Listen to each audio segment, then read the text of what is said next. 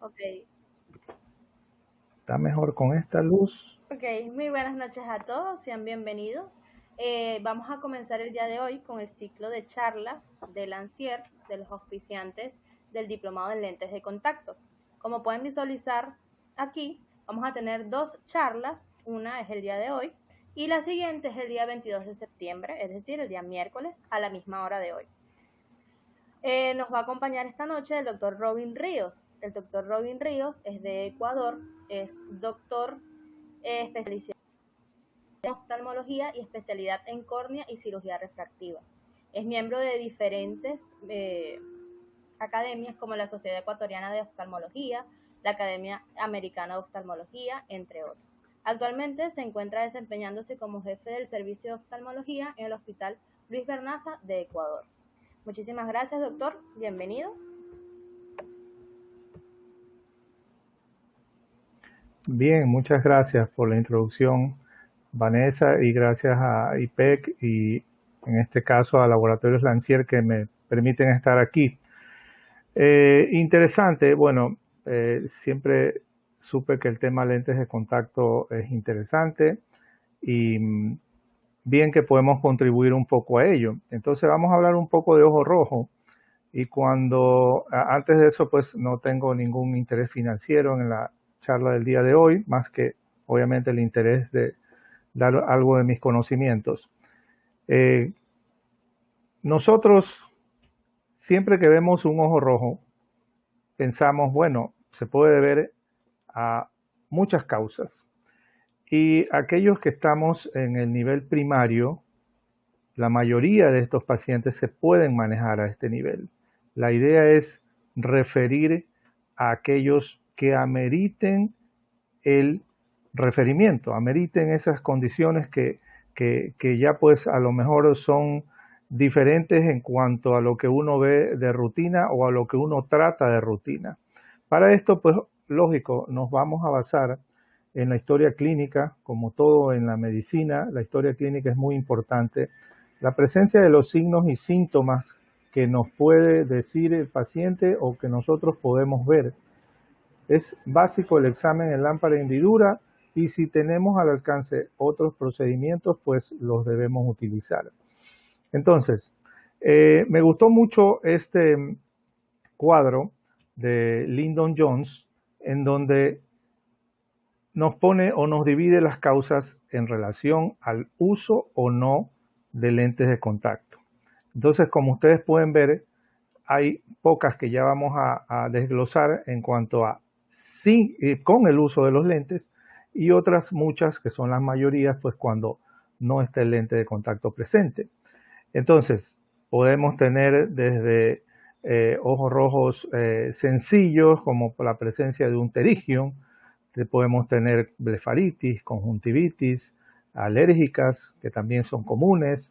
Ya si nos vamos a causas mayores, pues un glaucoma agudo, una úlcera de córnea, pacientes pues, con lesiones químicas como tal. Entonces, eso la mayoría no relacionado a un uso de lente de contacto. Pero cuando sí los estamos usando, como ustedes ven, la lista se hace muy corta y vamos pues desde queratitis por el uso de lente, estas presencias de infiltrados, estas quemaduras que se producen por el uso de las soluciones, lentes que pena pues se rompieron o se fisuraron y también va a estar presente como siempre el ojo seco ahí molestando. Muy importante que nosotros podamos determinar si hay o no dolor. Ese es un signo clave en el ojo rojo. ¿Por qué? Porque nos permite diferenciar si esto es o no urgente. Repito, la clave va a ser el dolor. Si el paciente tiene o no una inyección conjuntival, si esta inyección conjuntival está localizada o está difusa, por eso tenemos para valorar esta apariencia de esta inyección conjuntival, y si el paciente refiere que con esa aparición del ojo rojo le disminuyó o no su agudeza visual. Entonces, repito, es muy importante poder tener estas consideraciones en el momento de recibir a un paciente con ojo rojo. Si es un ojo no doloroso, no hay dolor, ustedes están seguros de que no hay dolor, entonces valorar esta inyección conjuntival localizada o difusa. Si es localizada, más o menos podemos tener el pterigium, podemos tener una hemorragia subconjuntival, podemos tener una pinguécula inflamada y podemos tener una epiescleritis. Ahora, diferenciar en las epiescleritis con la escleritis en sí, porque ya la escleritis por lo general sí hay dolor. Entonces el paciente inclusive puede tener dolor a lo que mueve su ojo. Eso es una pregunta que ustedes pueden hacer cuando ustedes ven un ojo como una epiescleritis como se ve en esta foto, ¿ya? Entonces, si hay una inyección conjuntival difusa, pues pensar en causas virales, porque es una de las más comunes, como la foto de acá. Puede haber pues una queratitis neurotrófica o una simple blefaritis, ya sea anterior y posterior. Entonces, recuerden que estamos hablando cuando no hay dolor. Pero, ¿qué sucede cuando el dolor existe? Cuando el paciente, a más de su enrojecimiento ocular, tiene pues dolor, inclusive a veces dolor a la simple palpación, uno no puede ni tocarle el párpado. Entonces, aquí lo que hay que distinguir es el tipo igual de inyección conjuntival. Si es una inyección conjuntival ciliar, de esa que le llamamos también periquerática, o sea que rodea a la córnea, podemos pensar en uveitis, podemos pensar en glaucoma agudo, en este caso puntual, pues hay mucho dolor, la pupila semidilatada, dolor a la palpación, el paciente inclusive a veces tiene vómito, cefalea. Si ha habido un trauma aquí y hay un hipema, o si el paciente tiene un antecedente de uveitis o endoftalmitis, pensar en ojos rojos dolorosos. Si la inyección ciliar o conjuntival es difusa, nuevamente puede haber ojo seco y pacientes con glaucoma agudo, vitreitis, escleritis, queratoconjuntivitis seca. Entonces, pueden estar presente el dolor. Ahora, el problema es en un ojo o en ambos. Eso también hay que diferenciar. Entonces, dependiendo de ello, las causas. Si regresamos a esto, por lo general las causas de ojo rojo bilateral, la mayoría son leves, como lo decimos aquí, el ojo seco, la blefaritis, conjuntivitis, pterigium, alergia. Por lo general son tratables, ¿verdad? Pero si son unilaterales, pues a veces una buena parte son dolorosas, abrasiones, traumas, lesiones químicas, celulitis. Y las no dolorosas, pues, como lo vimos de la hemorragia subconjuntivales, epiescleritis, pterigium, ¿no? Pero es importante. Vamos a hablar un poco de algunas de estas patologías y al final definimos su relación y su importancia en los pacientes que usan lentes de contacto. Entonces, cuando tenemos un paciente con conjuntivitis, pues básicamente vemos esta triada, pues la inflamación de la conjuntiva, la hiperemia conjuntival y secreción. Ahora, debemos considerar el tipo de secreción, ya lo vamos a ver en la diapositiva siguiente, como lo vimos, qué tanto es la reacción conjuntival, localizada, difusa, y si existe o no adenopatía presente, por lo general adenopatía cervical, ¿no? Porque eso es común en la conjuntivitis. Entonces, cuando evaluamos la secreción conjuntival, esta es mucosa o mucoide, será purulenta, combinada mucopurulenta, serosa o fibropurulenta. Dependiendo de esto, podemos ver o acercarnos a una etiología posible, porque las alergias, el ojo seco, pues nos dan más secreción blanca de filamentos. Si es una secreción purulenta, amarilla, con ojos pegados, pues uno piensa en una conjuntivitis bacteriana, algo aguda. Si es mucopurulenta, amarillenta, pegajosa, puede ser bacteriana, pero leve, y en lugares donde existe la clamidia, pues también pensar en esa posibilidad. Si es una secreción acuosa, por lo general es viral o tóxica, ¿no? Y cuando son membranosas o pseudomembranosas, pues ya pensar también en estas virales severas que pueden alterar de esta manera la secreción conjuntival.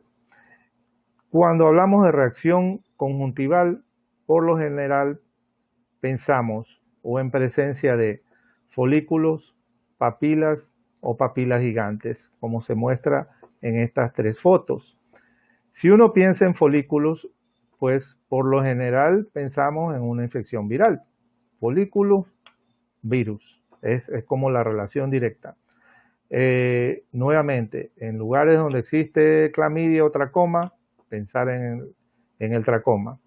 Si ya hay una reacción papilar, pues blefaritis crónica, a veces ciertas alergias, infecciones bacterianas leves. Pero si es ya una conjuntivitis papilar gigante y hay un uso del lente de contacto, pues enseguida lo asociamos a este. O si no, a una conjuntivitis alérgica. Estoy tratando un muchacho, no es usuario de lente de contacto, pero es un muchacho joven de 15, 16 años con una conjuntivitis alérgica aguda, bilateral. Entonces ya vamos a ver la presentación de ese paciente, al menos en ciertos signos que los vamos a mostrar acá. ¿Dónde está localizada esa reacción conjuntival? ¿No? Eso también nos orienta a la posible causa.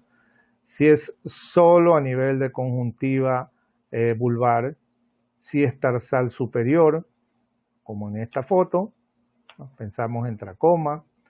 Si es tarsal inferior, si es una perilimbal profunda por un glaucoma agudo, uveitis. Si está solo en el margen palpebral, enseguida pensamos en una reacción de blefaroconjuntivitis o una rosácea. Entonces, siempre todo esto nos va a orientar un poco al diagnóstico o a la posible causa. Cuando ya evaluamos un poco la córnea, ¿hay o no hay tinción corneal o conjuntival? Porque es importante, si tenemos el colorante, la fluoresceína a la mano, tenemos que usarla.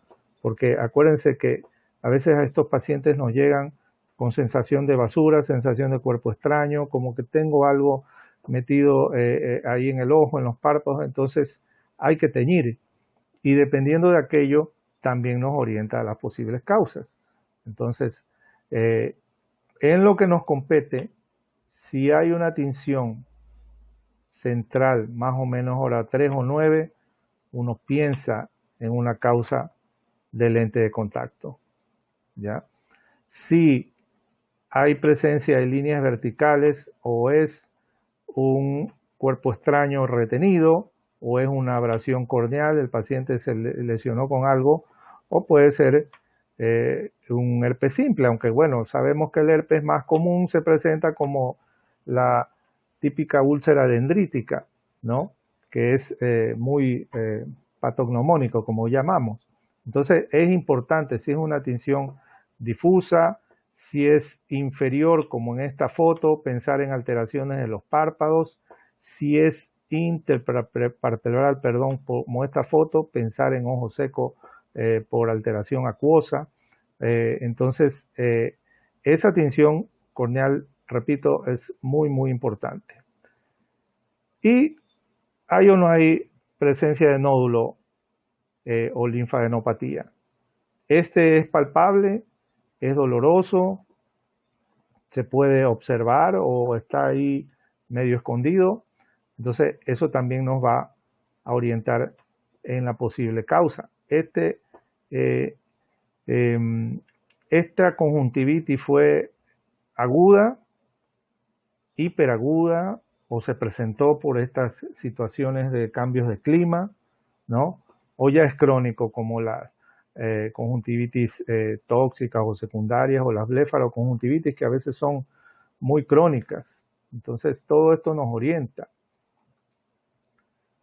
Vamos a hablar un poco de estas enfermedades y empezamos con la bacteriana, en donde pues con mayor frecuencia es producida por el estafilococo, porque el estafilococo pues está presente en nuestros párpados, en nuestra conjuntiva, y a veces encuentra el momento adecuado para poder lesionar.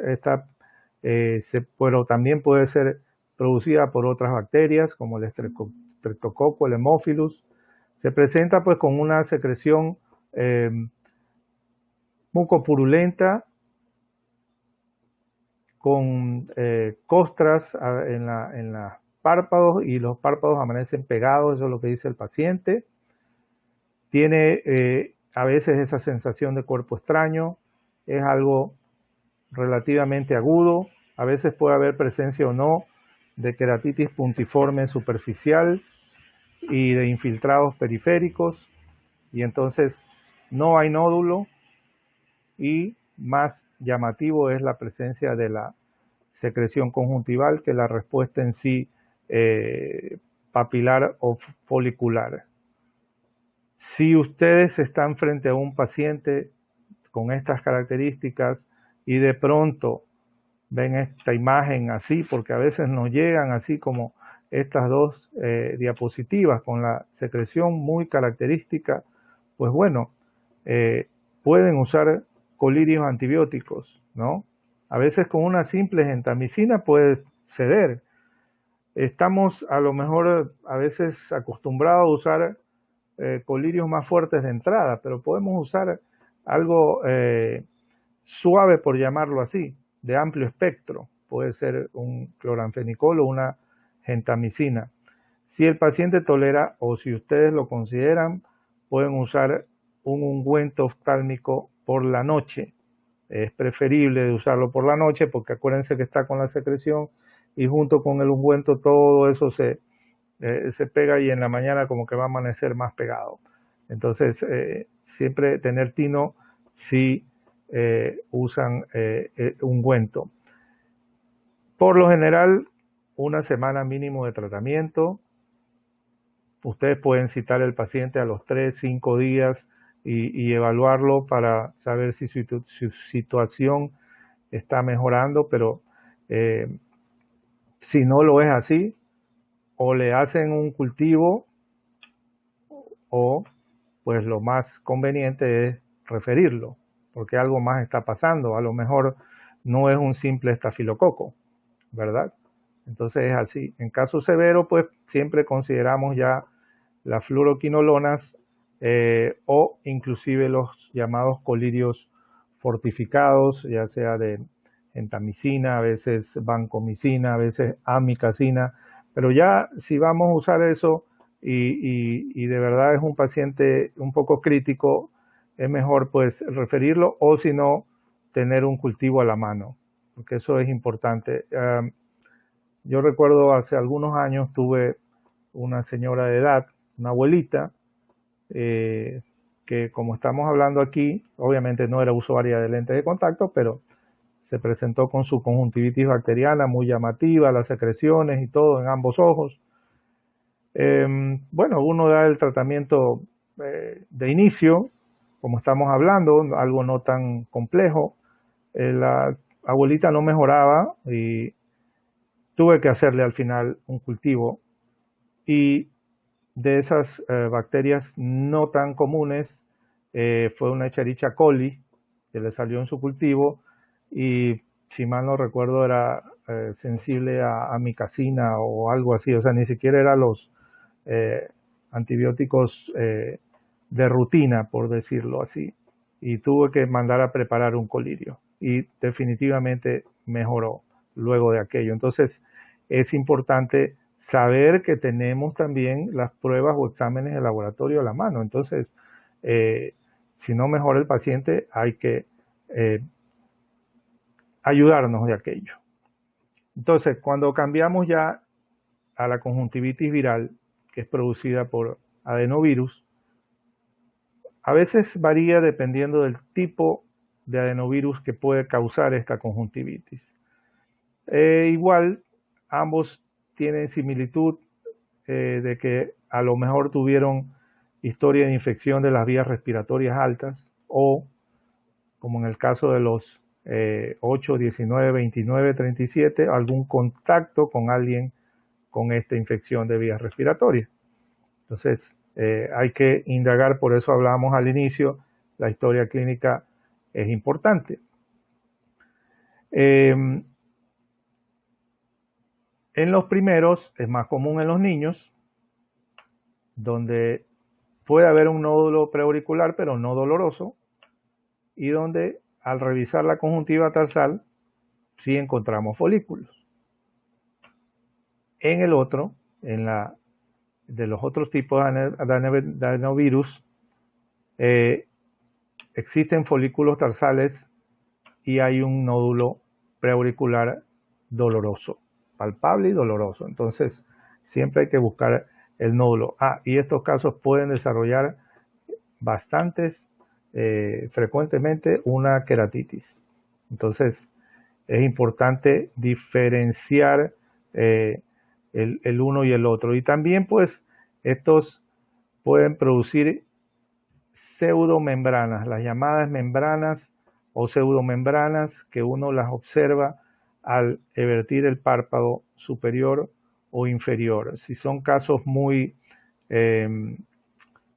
agresivos, estas membranas o pseudomembranas pueden inclusive conducir a cicatrización y a simbléfaro en los párpados. Entonces, por eso es importante, si vemos pacientes con membranas, tratarlos de manera más agresiva y obviamente referirlos en su caso. Y esta es muy contagiosa durante las primeras 2 semanas. Entonces, en su tratamiento, es obvio que hay que evitar su propagación. Entonces, si el paciente no necesita un control porque no está tan complicado, por llamarlo así, pues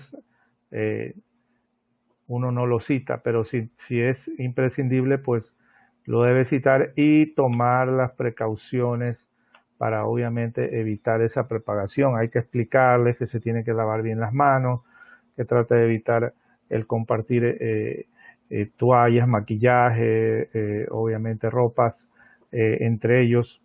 Y por lo general estos casos sí necesitan algo de esteroides siempre y cuando uno vea que la córnea o el epitelio de la córnea no tiene alguna alteración. Es muy importante, por eso hablábamos al inicio de la tinción corneal, ¿verdad? Si es que estamos seguros de que la córnea no está lesionada, uno debe usar, de hecho, esteroides. Entonces, más que todo, si hay presencia de infiltrados en la córnea y si estos pueden reducir la visión, porque a veces esos infiltrados son muy densos, son infiltrados llamados subepiteliales, porque ustedes a lo que tiñen, ustedes ven previo a la tinción, se observa el infiltrado, uno quiere saber si ese infiltrado está superficial, lo tiñe y no capta color con la fluoresceína, y de esa manera ustedes están más seguros de que obviamente pueden usar el tratamiento con el esteroide. Otro de las causas de conjuntivitis es la clamidia, el llamado tracoma. Al menos acá en el Ecuador no tenemos tracoma. En el lugar donde yo me especialicé, que fue en la República Dominicana, sí había tracoma y de hecho ahí yo aprendí a tratarlo porque antes no lo había visto.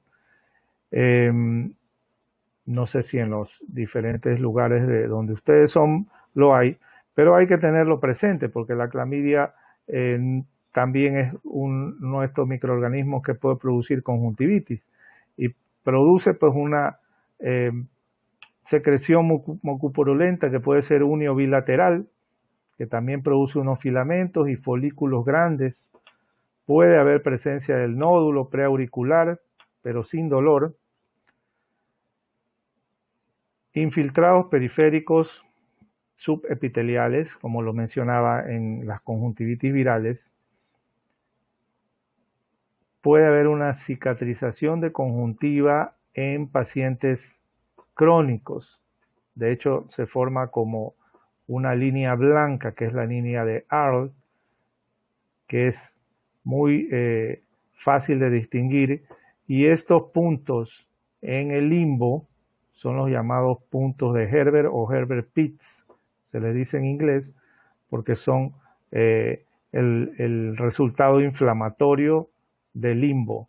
Puede formar panus a nivel del limbo también, esto es por la cronicidad.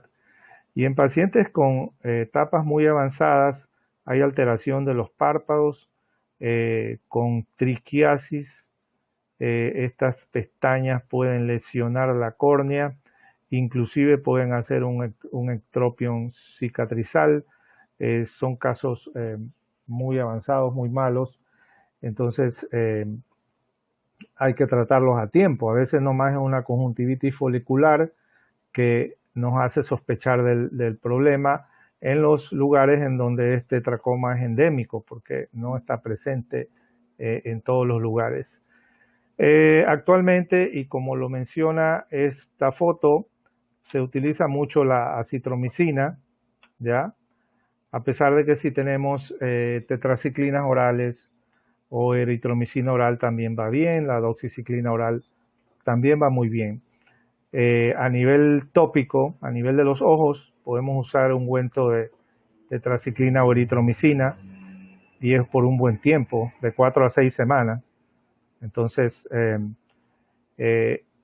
a veces inclusive hay que tener en conjunto un tratamiento con un médico clínico porque son pacientes que pueden complicarse con otras enfermedades como la uretritis o cervicitis. Entonces es bueno tener una ayuda de algún colega en ese sentido. Menos mal, repito, al menos en mi país no hay y eso es bueno. Pero hay que tenerla presente, el tracoma. Lo que sí tenemos, pues, es conjuntivitis alérgica, ¿verdad?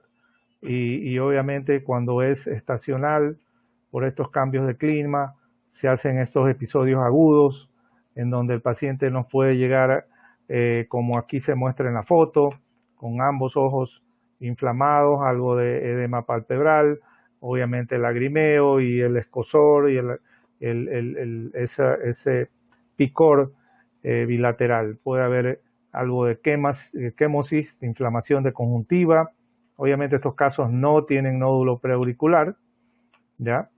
Y entonces son tal vez un poco más fáciles de distinguir. Complicado en el tratamiento evitar el alergeno porque pesquisar, como yo les digo a mis pacientes, qué nos está causando la alergia a veces es muy complejo, que si es la mascota, que si es el colchón, que si es el edredón, que si es, son muchas cosas. O sea, es un poco complejo, pero a veces sí podemos llegar a determinar la causa. Entonces usamos lubricantes, usamos vasoconstrictores, antihistamínicos, cualquiera de los que están en el mercado. Usamos obviamente el antialérgico como tal. A mí me gusta mucho usar olopatadina. Siempre se los explica a los pacientes que este tipo de medicamento, o al menos así lo hago yo, no es que usted va a usar ese tipo de gota y ya al día siguiente va a estar curado, porque es obvio que muchos de los seres humanos lo creemos de esa manera, o sea, la gotita milagrosa, que el doctor me mandó esta gota y ya me curé en un día. Al menos el colirio antialérgico empieza a actuar varios días después, pero hay que usarlo, ¿ya? Y volvemos, si no hay alteración de la córnea, ustedes ven que yo lo repito con frecuencia porque es que es así. Ustedes pueden tratar este tipo de pacientes, pero siempre y cuando tengan el cuidado adecuado. Si no hay problema corneal, pueden y a veces se debe usar esteroides, ¿ya? Porque de lo contrario, la inflamación no cede como lo queremos. Podemos llegar inclusive, como dice aquí, a dosis de hasta 4 veces al día, cada 3, cada 4 horas, y estas se deben ir disminuyendo porque no es bueno póngase la gota y regrese, no sé, en 2, 3 semanas. No, hay que citarlos un poco seguido. Hace tiempo atrás se usaban los estabilizadores de mastocito.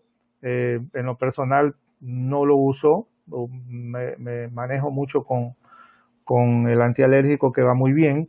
Ellos tuvieron su uso años atrás, a mi criterio, con muy buen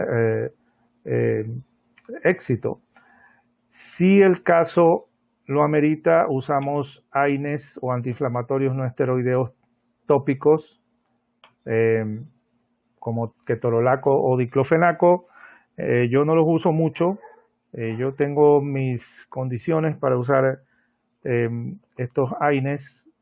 Por lo general lo uso más cuando el paciente me llega y le hago un tratamiento láser después de cirugía de catarata. Me gusta ahí, va muy bien. O pacientes con ciertas patologías de retina, aunque no soy especialista de retina, pero ciertas patologías de retina que sí mejoran con los AINES. Pero si no, me gusta mucho es, como hablamos, el esteroide tópico. Y también podemos usar, y de hecho hay que usarlo, una ayuda de antihistamínicos orales. La loratadina va muy bien por la noche y se puede usar hasta 2, 3 veces al día, bueno, pero en casos severos. Pero si no, con 10 miligramos una vez al día es más que suficiente por unos 5 días, máximo una semana de antihistamínico oral. Pero también tenemos la otra que es como la compañerita en esto de las conjuntivitis alérgicas, que es la queratoconjuntivitis vernal. Esta obviamente es diferente. De esta se trata del paciente que yo les mencionaba de 15, 16 años. Él me llegó muy inflamado a nivel perilimbal, hiperemia, no tenía las papilas, una reacción papilar entre grado 2, diría yo. No eran papilas gigantes, pero sí tenía papilas inflamadas. Tenía estos puntos en su limbo, que son los llamados puntos de Trantas, o en inglés le dicen Trantas dots. Esos no son más que eosinófilos que se acumulan a ese nivel. Y acuérdense que normalmente pacientes con reacciones alérgicas, los eosinófilos en nuestra sangre se elevan. Entonces es por eso que estos se acumulan aquí. Inclusive hay pacientes que les cambia un poco la coloración de la conjuntiva, inclusive creen que tienen alguna patología sistémica, pero es simplemente el grado de inflamación. A veces la inflamación es tal que pueden llegar a ser todo este panus que se muestra aquí abajo, ¿no? Y miren que es perilimbal también. Y es increíble cómo en el momento en que uno va dando el tratamiento, esto va poco a poco cediendo en estos pacientes. Entonces hay que poder diferenciar de la simple conjuntivitis alérgica estacional a esta queratoconjuntivitis vernal, en donde ya hay algo de alteración en la córnea. Entonces, como lo mencionamos, nuevamente acá debemos usar esteroides, repito, una vez que estemos seguros de que no hay compromiso del epitelio corneal. Nuevamente los antialérgicos tópicos, aunque no están aquí, pero bueno, están los estabilizadores. Si hay mucha, porque a veces son pacientes que inclusive tienen sequedad, podemos usar la acetilcisteína como algo mucolítico. Y mencionan acá al último una pomada antibiótica profiláctica. Hay que tenerlo eso como reserva, o sea, porque no es imprescindible si el caso realmente no lo amerita, porque no es una infección bacteriana. Entonces hay que tenerlo ahí, pero sí las compresas frías también ayudan. A ver, para este tipo de pacientes habitualmente antihistamínico oral, loratadina, antialérgico tópico, naolopatadina, esteroide, un poquito alto y bajando según el seguimiento, y me gusta usar lubricantes también, porque las papilas dan esa sensación de cuerpo extraño y el lubricante ayuda muchísimo. Entonces, para que lo tengan ahí como tratamiento. Y bueno, la otra, y que sí se relaciona a veces con el uso de lentes de contacto, es esta conjuntivitis papilar gigante. Entonces el paciente siente una sensación de basura, cuerpo extraño que llamamos, puede haber visión borrosa. Los lentes de contacto a veces tienden a desplazarse porque las papilas están ahí molestando, puede haber secreción mucosa, leve inyección a nivel de la conjuntiva vulvar, podrían estar presentes los puntos de Trantas, porque acuérdense que los puntos de Trantas son reacción inflamatoria de los glóbulos blancos, las células blancas de los eosinófilos. Entonces, esto también es una alergia. Y si la reacción papilar de la conjuntiva tarsal superior, obviamente del párpado superior, es muy llamativa, entonces el paciente puede presentar ptosis palpebral, ¿no? Hay que tenerlo presente. Entonces, esto sí se puede relacionar, repito, con el uso de los lentes.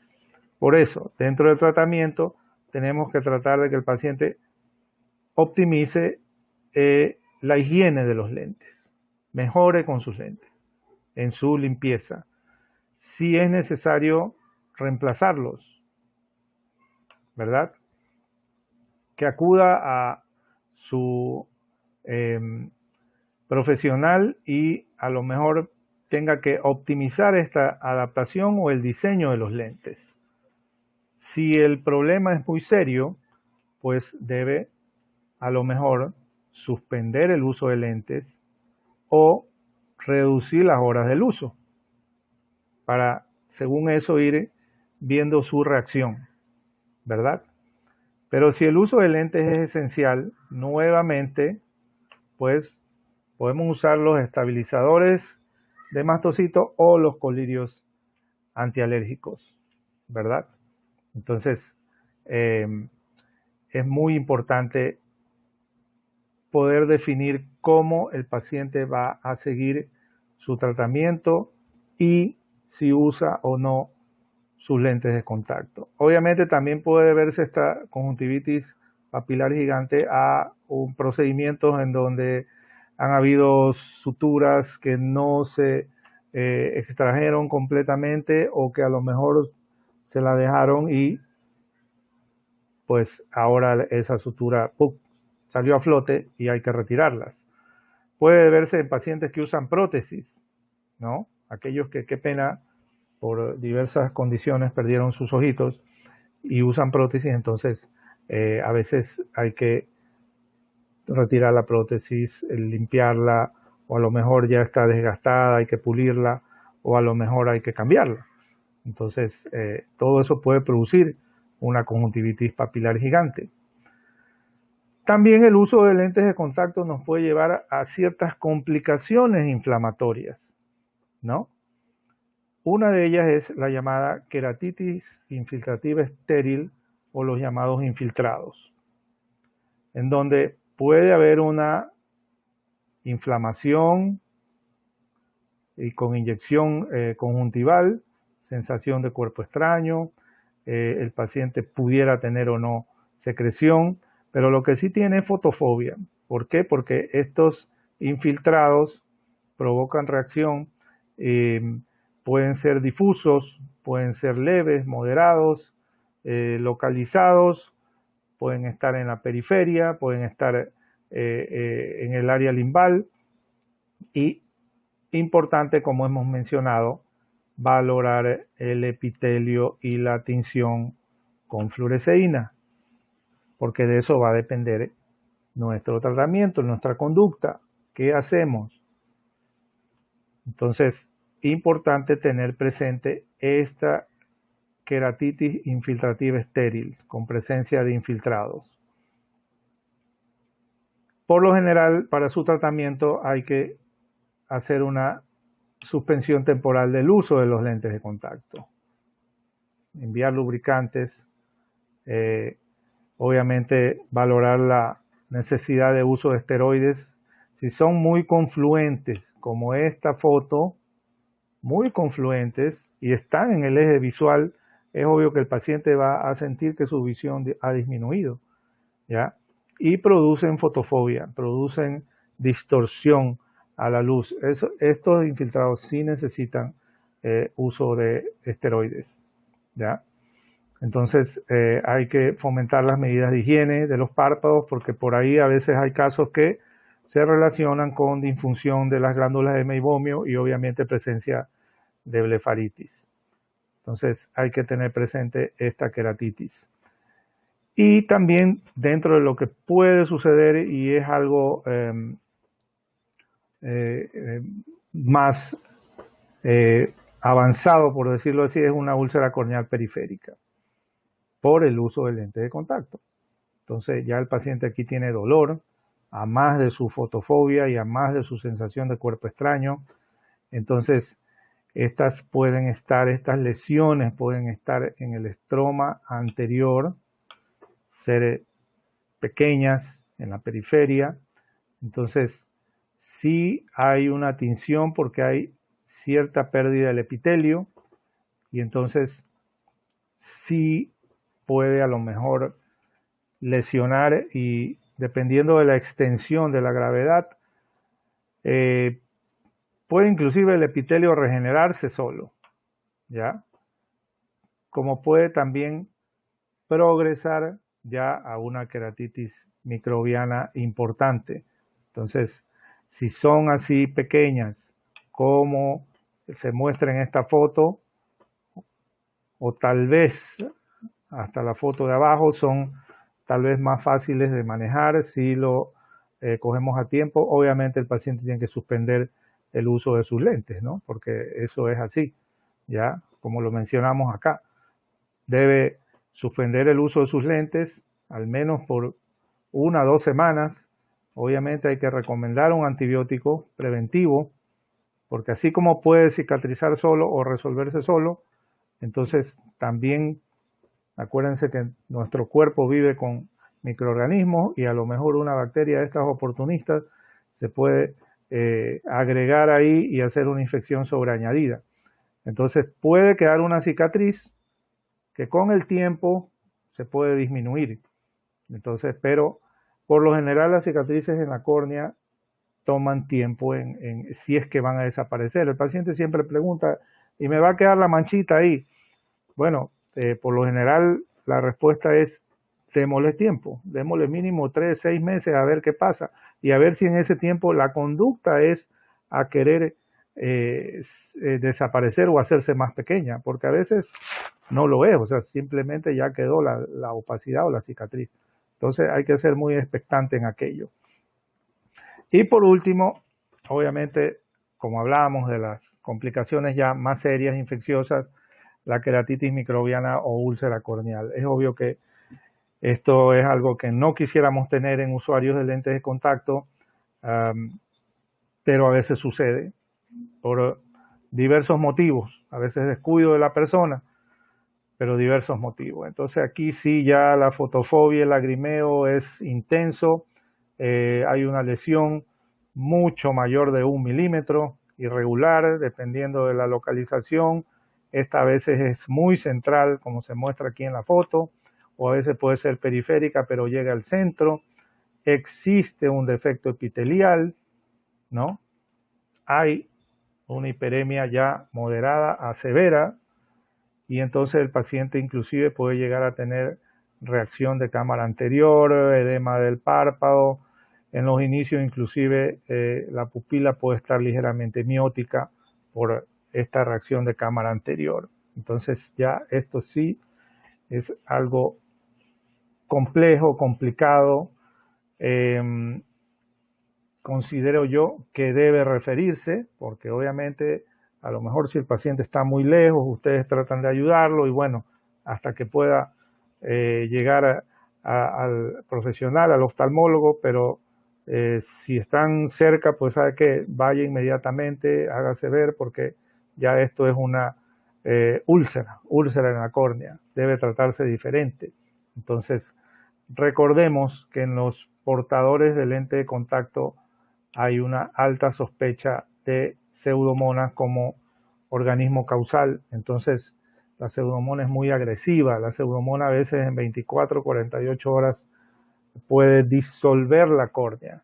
Entonces, por eso es que esto sí es, para mí, una urgencia, o sea, un ojo rojo urgente. Entonces, pudiéramos empezar aquí sí con una fluoroquinolona, ciprofloxacina, moxifloxacina, gatifloxacina. Entonces sí hay que empezar con algo de amplio espectro y de última generación. Hay que usar cicloplegia porque el paciente tiene una inyección ciliar conjuntival y obviamente la atropina aquí ayuda muchísimo a eliminar ese dolor y entonces, como lo decíamos, referir.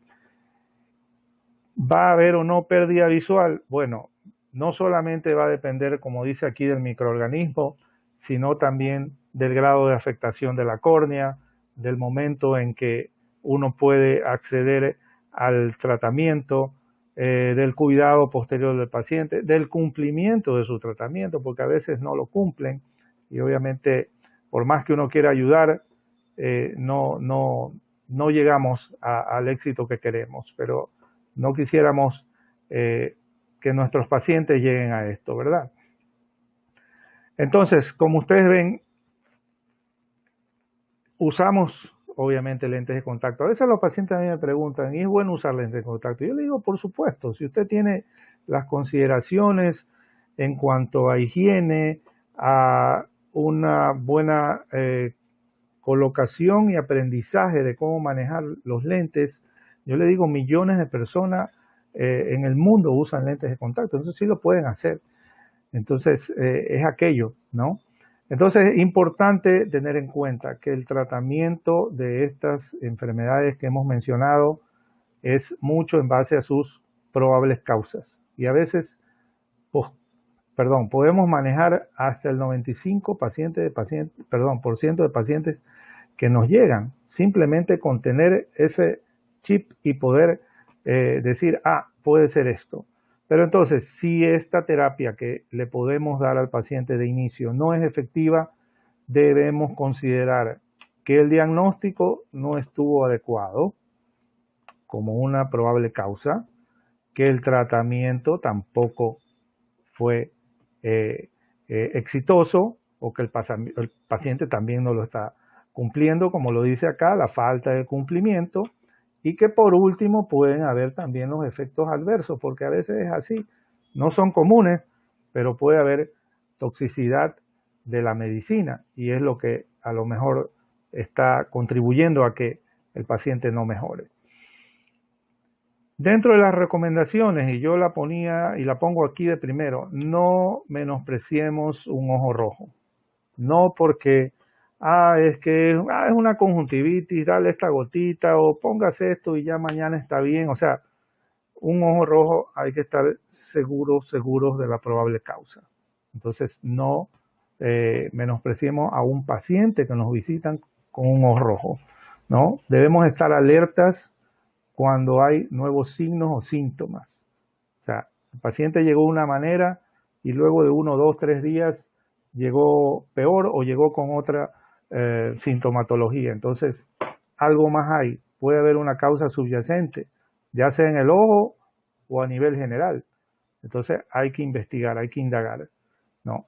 Y que la falta de respuesta a nuestro tratamiento en un tiempo razonable son indicaciones de referencia al especialista. Entonces, eso quería decirles la noche de hoy. Espero que haya sido de su agrado y si tienen preguntas, pues encantado.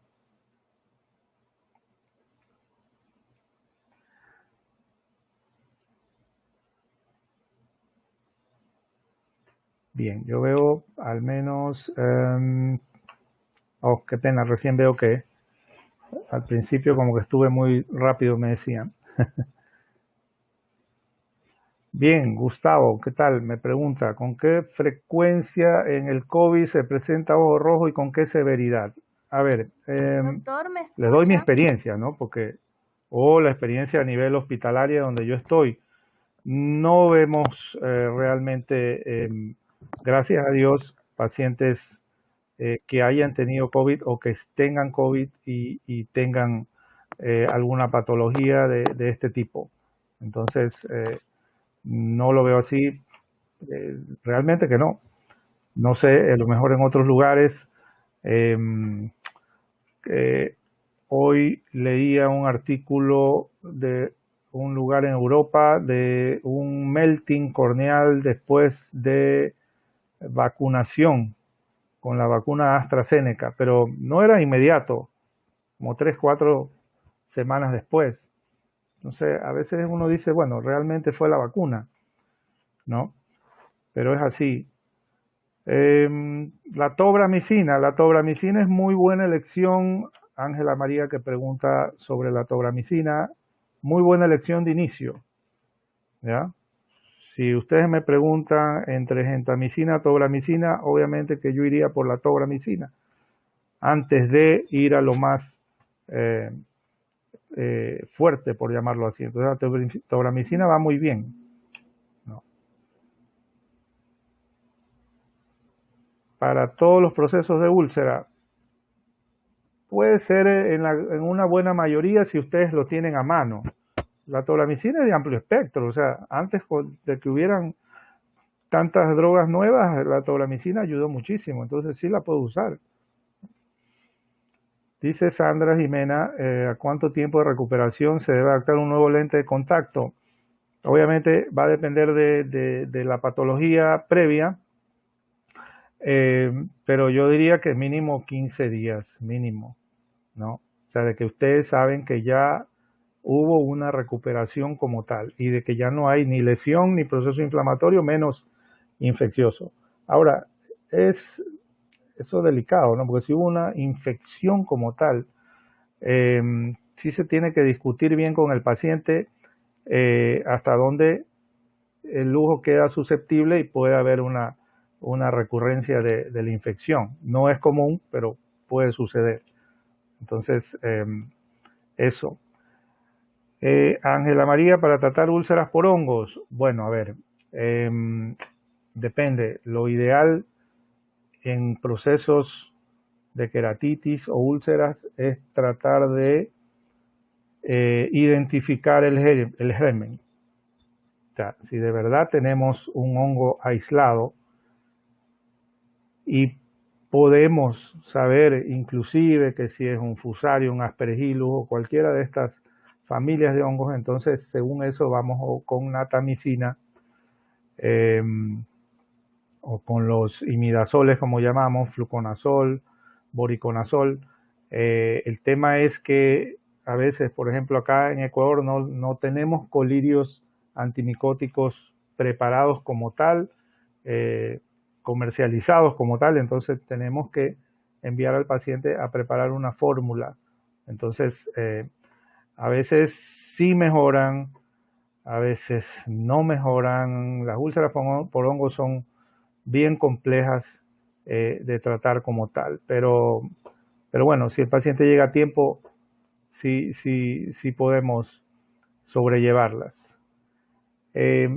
Ángela Rocío, ¿los productos de Lancier son compatibles con lentes de contacto? Sí, la gran mayoría de ellos, entonces sí se pueden usar. Debería dejar de usar al aplicar los medicamentos.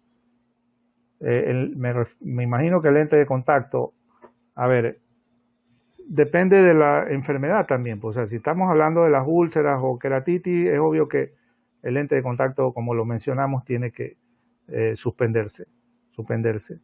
Si es una conjuntivitis vernal y tal vez no es por el lente, ¿no? Entonces lo puede seguir usando, pero hay que identificar primero si el lente es el causal del problema.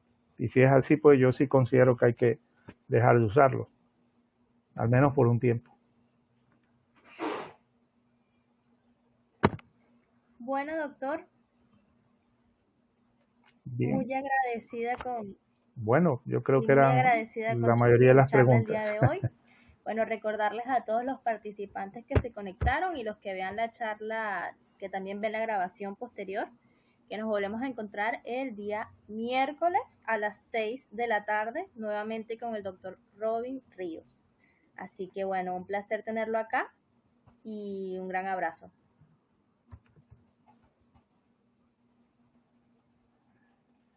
Igualmente, muchas gracias. Hasta el miércoles. Hasta el miércoles.